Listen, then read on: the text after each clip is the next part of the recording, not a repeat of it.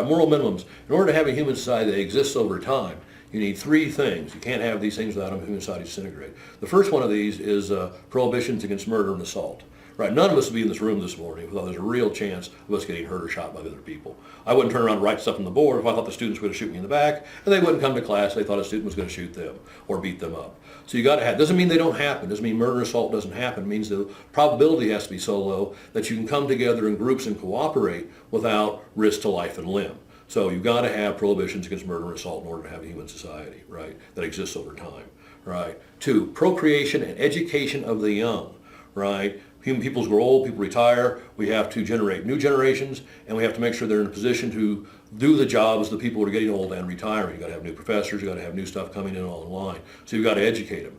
The Shakers, right, didn't believe in sexual intercourse, right, and didn't have any children, and they went extinct. So fraternities don't have to have procreation in order to exist, but they exist over time by bringing in new members that way.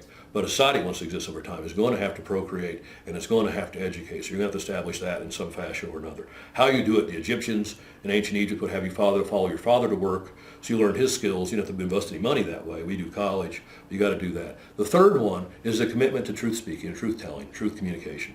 Right? If you have no reason to think someone's going to tell you the truth, indeed you have every reason to think they're going to lie to you, there's no reason to talk to them.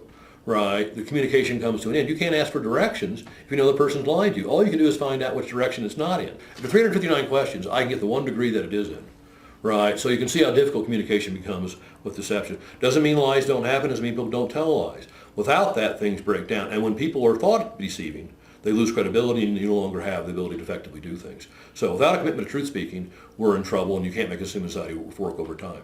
Now after that, you can have whatever rules you want or not have any more. You can have that. If you want to have capitalism, you got to have things like property rights. If you don't want to have capitalism, property rights isn't important. So you can add other values to these moral minimums. But it's hard to see how you don't have at least these three value commitments and have a society exist over time. Well, that would be the effectiveness of it. One way to test a belief is to see, right, let's remove them. Right, when you go into blood feuds, right, you have histories, right, among, once you start killing my brother, I still killing your brother, society disintegrates. It goes very quickly down the wrong tube. So if you don't have these things under control, right, murder and assault will get out of control, and now you can't get together. Now you're staying at home. When Hurricane Andrew came through when I was living in Miami, and it blew, that's back before we had cell phones, right, and it blew down all the communication lines. Back in those days, you had these suburbs, people went into work and came back home and left their stuff there. Now they're sitting on top of their houses with signs saying looters will be shot on sight with shotguns. They can't go to work, they can't leave, they can't resupply. Right, when you no longer have these rules in place, society disintegrates. We're all living in a cave, scared of our neighbor. Right, so if we don't have these things, we're in the state of nature, as Thomas Hobbes says, and it looks very glim and very bleak. I mean, look at the state of nations. We don't have a police force for them, and we're on armed conflict all the time. Right, without the prohibitions against murder, assault, and somebody's going to come straighten it out. Thus, you have war. Right, continuous state of possibility of war. It may not be actual war going on, but it's going to happen. It's going to break out anytime it can. So the evidence for that is well established, right? By that, I mean, the human species has to procreate, right? And if you don't get educated, you can't do the job. We all know this as well. So this is fairly well established by just looking at human societies in history, right? And watch a political leader that gets accused of lying. People find that's a lie. Very quickly, they lose all authority, right? Yeah, so boom, they're down the tubes.